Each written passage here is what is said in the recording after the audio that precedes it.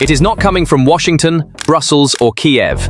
It is coming from the very heart of the Kremlin, from the ranks of the hawks that Putin himself created.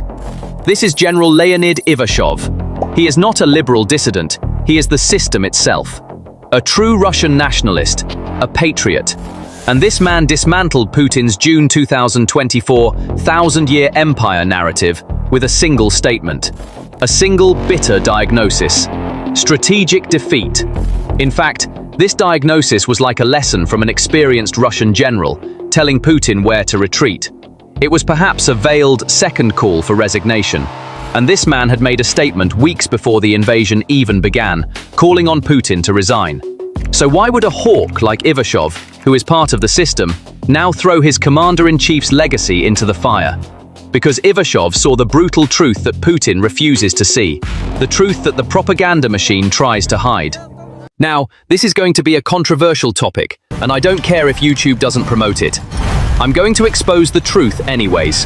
Controversial topics like this one end up getting suppressed by the algorithm, except when you force the algorithm to promote it by clicking on the like button.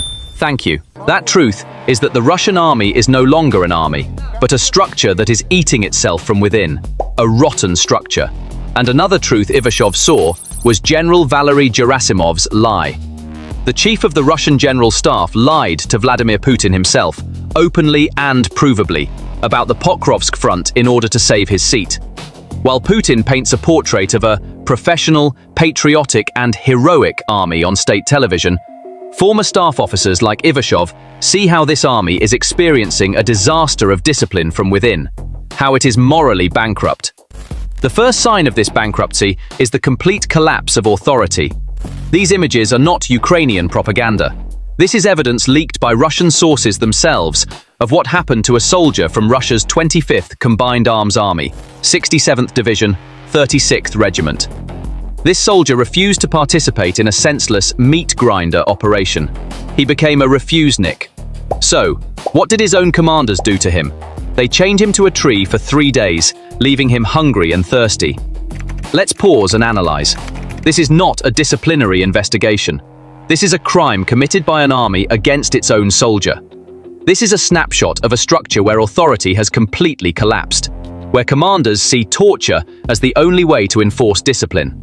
The vertical hierarchy, established by Putin, has turned into complete chaos on the front lines.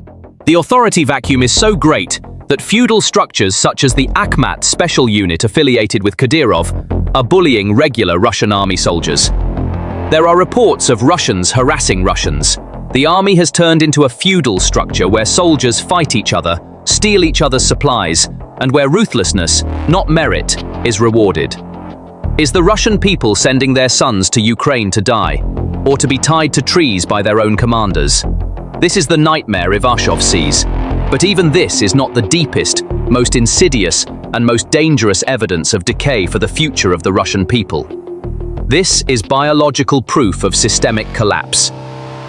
According to reports by Current Time and other independent media outlets, there is an uncontrollable HIV and hepatitis outbreak within the Russian military.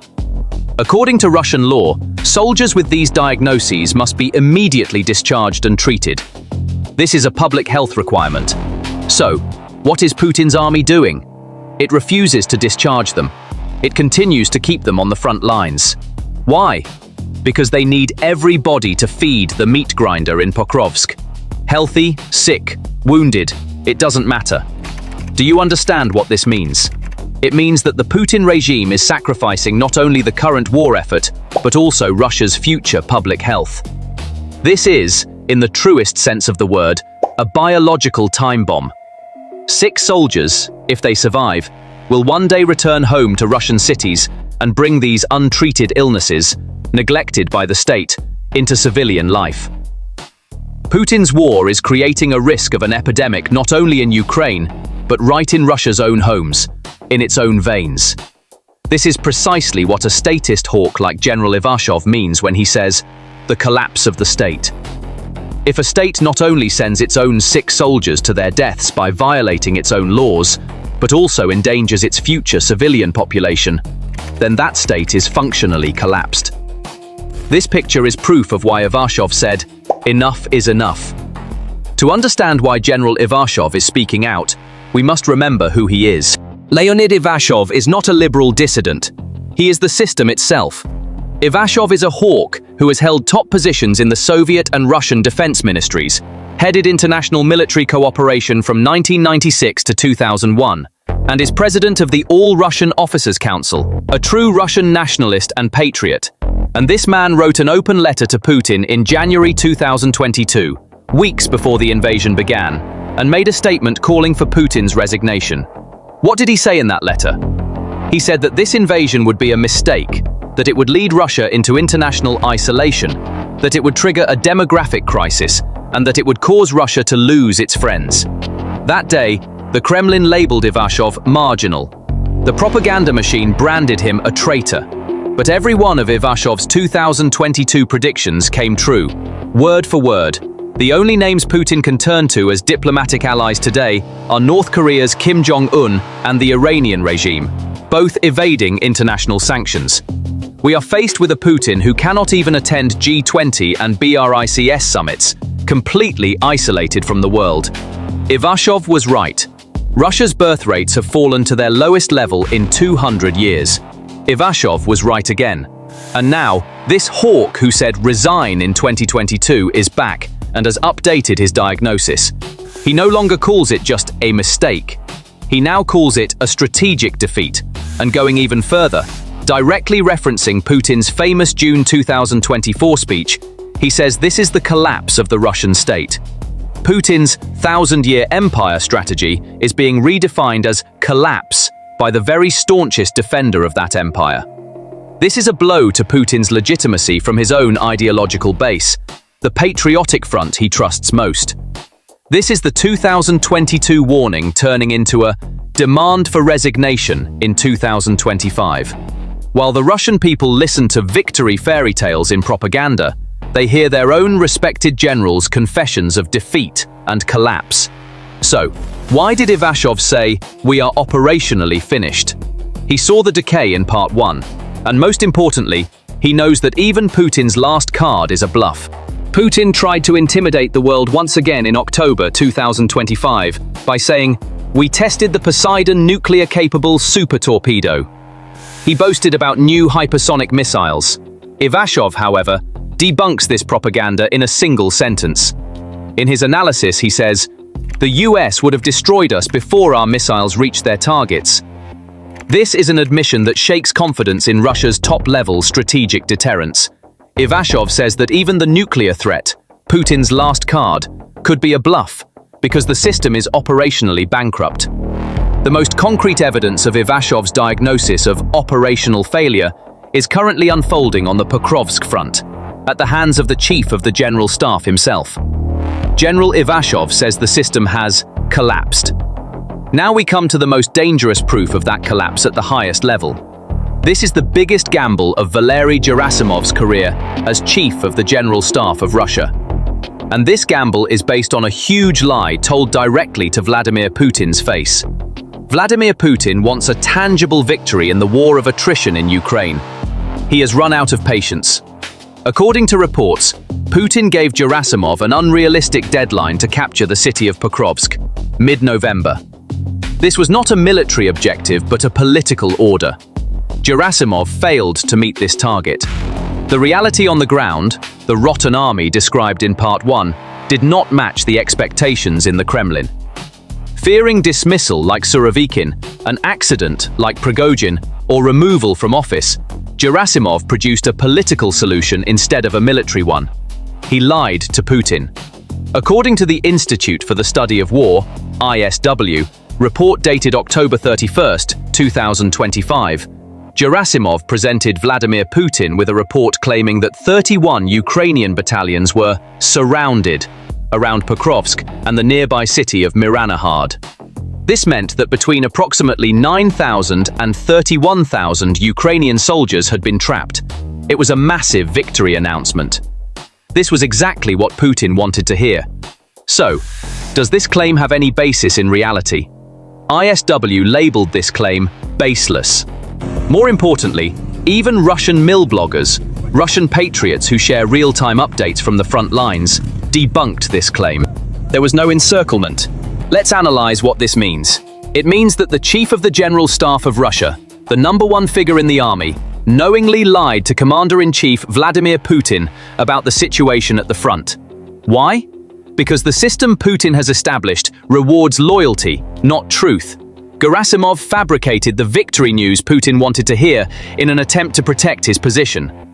This is a strategic disaster for Putin, and it means Putin is blind. Putin makes strategic decisions by looking at encirclements that do not exist on the map on his desk and believing in unrealistic victories. Gerasimov's lie is operational proof of General Ivashov's diagnosis that the state is collapsing and his demand to resign. If the Chief of Staff of an army has to lie to his Commander-in-Chief, that command structure has collapsed. This lie shows that Putin's authority is over. His generals fear him more than the enemy and prefer to deceive him rather than tell him the truth. So, what is the cost of this lie for the Russian people? The lie Gerasimov told Putin did not stay in the Kremlin corridors. That lie returned to the front line as a suicide order. After Gerasimov told the lie that 31 battalions were surrounded, he now had to turn that lie into reality. He had to do this by mid-November, Putin's final deadline, by throwing all available troops into the front to take Pokrovsk at any cost. This went beyond being a tactical objective. It turned into a meat grinder operation designed to cover up Gerasimov's lie. Commanders began sending Russian soldiers into waves of mass suicide to complete a non-existent encirclement. This madness also brought with it war crimes. According to emerging evidence, Russian forces are now using chemical warfare agents banned by international agreements. But even this desperation is backfiring.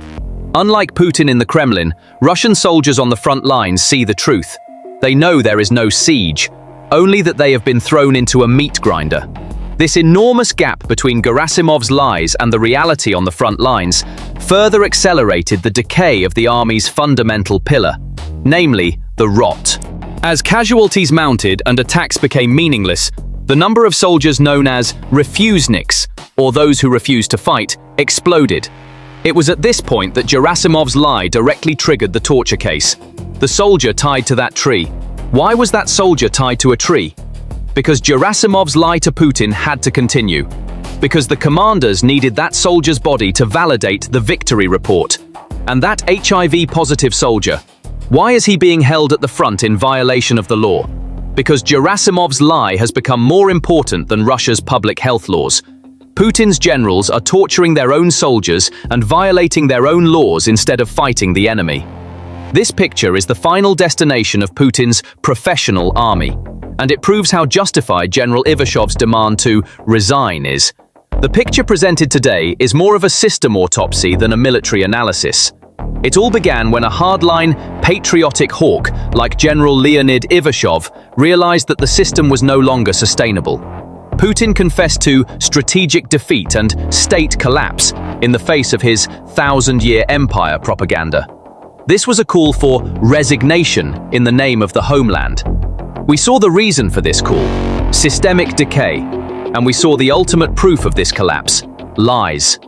General Gerasimov's massive siege lie about Pokrovsk, told to Vladimir Putin out of fear of political pressure and purges, and we saw how this lie, creating a domino effect, locked up the entire system.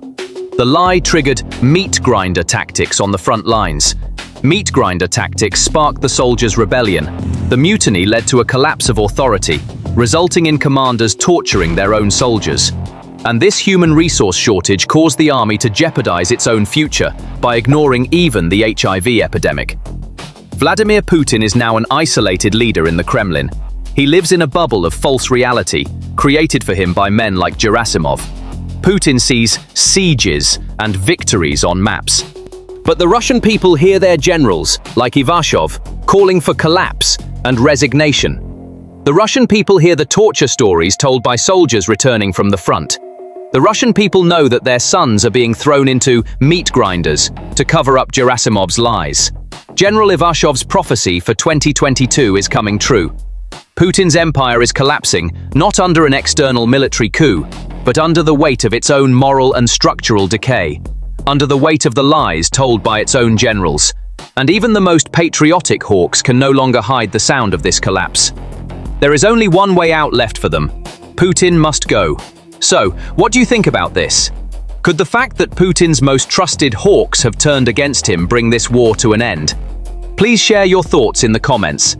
To stay updated on new videos, please subscribe to our channel and don't forget to turn on notifications. Thank you for watching.